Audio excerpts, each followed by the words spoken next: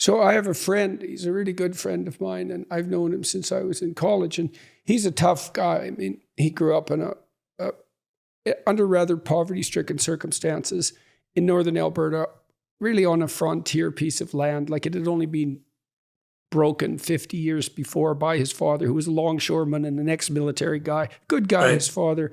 But this guy grew up, and he is tough. He worked in lead smelters, and he wandered around Western Canada. And he was my roommate when I went to college, and is still a good friend of mine. And he ended up working with, like, delinquents. He went into social work, oddly enough, and he ended up working with some of the worst delinquents in Canada. And he's a really good guy, and he likes to help people get better. But he isn't naive at all. And then part of the reason that he was good at working with the delinquents was because there were no tricks they could get up to that he couldn't see right through. And that was partly because he had a real integrated shadow. I mean, I'll give you an example of him. So one day, I was living in this town called Grand Prairie, and it was at the height of the oil boom. And so it was a rough town, and there were lots of rough bars in it, and lots of young men in there with plenty of money and they come in for 3 days after being out in minus 40 weather, working on the oil rigs, and they were ready to party, man. And we had a party one night in this kind of frat house that I went to college in, and way too many people showed up, and some of them were real troublemakers. And we had a table that was pretty full of beer bottles and vodka bottles and so forth. And one guy just went over and tore the leg off and knocked the table over. And then a bunch of us got together and chased them all out. And this friend of mine, he said, "Oh, they'll be back." And so he went upstairs and he put on some steel-toed cowboy boots. It was just like a bloody Western. He came marching down the stairs. And just as he entered the living room, there was a big knock on the front door. It was these hooligans coming back to cause grief. And he just didn't break stride. He opened the door. He pulled open the door, and there was a guy standing there ready to fight, and he kicked him underneath the chin with his steel-toed cowboy boot, knocked him right over the front porch, and the battle was on. But that was exactly what he was like, Right. And his shadow was integrated. He was a great roommate. He reciprocated everything. I always knew if I bought groceries one week, he'd buy it the next. Like, he was a straight shooter. You could trust him. But he was not naive, man. And that made him able to deal with delinquents and to help them. So that's part of that integration of that shadow. Yeah, I go very deeply into the shadow in a chapter in my last book, The Laws of Human Nature. And I try and talk about how one integrates the shadow, because it's not an easy answer for that. People are kind of perplexed. Well, I have this dark side, and I explain a lot of where it comes from and how a lot of your aggressive impulses, like the room of 2-year-olds that you were talking about, you have that as well. I'm talking to the people that are my readers. You have that aggressiveness when you were young, and it got socialized out of you, and then it got repressed. And it's like a lost self that lives inside of you and is screaming to come out. How do you integrate it?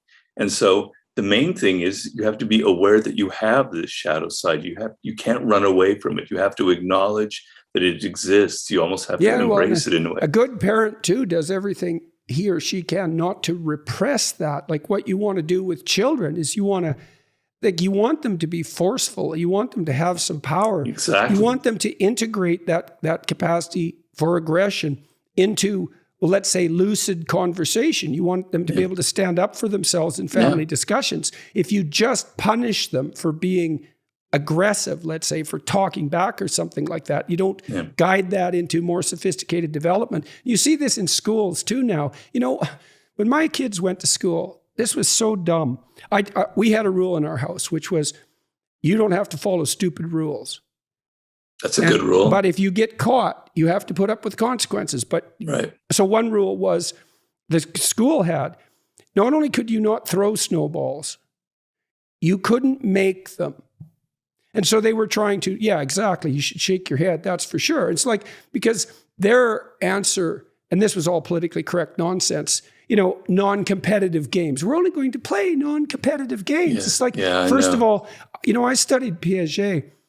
Yeah. A hockey game is not competitive exactly, because in a hockey game, no one brings a basketball. Everybody plays hockey. So that's cooperation. And then on the team, you have to cooperate. And like, if you're the star, but you never pass, you're just a dumb son of a bitch. You're not the star. And Yeah. so there's tremendous amount of cooperation in all those competitive games. They're integrated. And this Yeah. idea that, you know, you make Exactly. children better by not allowing them to be Oh, competitive. it's disgusting. It is. It's that. Well, And- that's the Freudian devouring mother, right? That's, oh, well, Yeah. everyone's safe and no one's going to Well, ever hurt that's- anyone. And That's kind of where a lot of young people are, you know, they enter the world where they've been coddled, where they think that there are no winners, that everyone is, you know, it's just win-win situations. And that's where they get really shocked by the realities of the world. So all this coddling and this idea that there doesn't have to be a winner. We don't have to get prizes for first place. Everybody should get a prize. You know, all you're doing is setting your children up for massive, you know, shocks when they enter the world and they see that it's not like that. Yeah, and then they get disillusioned and depressed, you know, or traumatized by it. I mean, when my son's hockey team in his school, they won the city championship, which was a big deal, you know, and the school was pretty happy about that. To his credit, so was the coach. But the principal, who was this authoritarian empath, she was an awful person, I thought. Authoritarian, you know, she said, empath. That's interesting. Yeah, well, yeah. She used like moral that. virtue as a club. Yeah. Oh, no, it was, yeah, well, there's plenty of those people around. Yeah, and she said, well, really, today we're all winners. And the coach had exactly. No, it is sickening because and you know, my son was just appalled by it, but the coach had enough guts. He said, no, the hockey team won. And it's not like the kids in the school were jealous. Some of them were, obviously, but most of them were really happy, like you are when your sports team wins, that, you know, and most people are generous enough so that they're able to celebrate someone else's victory without. And that's the same. I saw this with birthday parties. I just bloody well hated this. It's like, well, every child gets a gift bag. It's like, no, you know, they have their damn birthday. Every child doesn't need a damn gift bag. And this same naive, treacly, and it's authoritarian too, because it imposes this kind of view of the world. It's like, no, it's this kid's day to be special. That's why we're celebrating this kid. The rest of them, if they can't take that, it's like, there's something wrong with the way that they've been treated and attended to.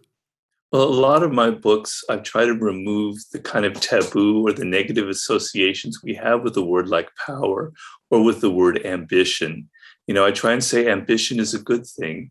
It means that you believe in yourself, you have some self-love, and you believe you're worth something, and you want to go out and achieve and create something worthwhile for other people. So ambition is a positive thing. But so many people are just kind of embarrassed about being a human being, embarrassed about our primate nature, embarrassed about our own aggressive impulses. This is partly why boys are failing in our schools now at a disproportionate rate. You know, and I see there's an assault of the sort that you're describing on the better part of striving masculinity. And, you know, I had a friend who killed himself because he identified his ambition with, you know, the patriarchal force that's devouring the environment, let's say, and that's you know, the cause of historical horror. And you might say, well, no one takes that onto themselves to that degree. And that's, well, you can say that, but that you just don't know what the hell you're talking about.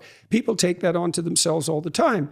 And then they start to identify the best part of them that strives forward with the destructive impulses of humanity. And they're so ashamed because they can't do anything good then, but in principle, you know, he tried to be as inoffensive and harmless in every possible way as he possibly could. And it just sucked all the life out of him. You end up turning that aggressive energy on yourself is what ends up happening. And that's maybe leads to suicide, the ultimate kind of self-aggression. I know that I personally have, as I said, I definitely have a shadow side. I'm very aggressive and extremely competitive, and I have a lot of anger. So a lot of those experiences in my youth made me very angry. But the way I kind of integrated my shadow, I'm not saying this is a model, but the way I integrated it was through my books. I kind of, that anger kind of seeps through the material that I write. And I find I can only write when I have that kind of anger, but I don't rant. I don't yell and kind of put people down. I kind of channel it into something productive and something creative. And so to me, I definitely do that when I'm lecturing. You know, and people have commented, you know, some of the people who've criticized me that I'm an angry person, and which isn't true, but it's definitely that anger, that capacity for anger definitely is something that gives you force, and it can push, and anger definitely. So psychophysiologically, So imagine that, this is obviously a thought experiment, but imagine you're chasing a cat with a broom. Well, the cat's going to run from the broom. But if you corner the cat with the broom, it will attack you, even though it's just a cat. Well, and the reason for that is that fear will facilitate either freezing or escape. Right. But sometimes fear isn't the right response, and anger will suppress fear. And so one of the tools that we have at our disposal psychologically is anger as an antidote to the terror that would otherwise freeze you.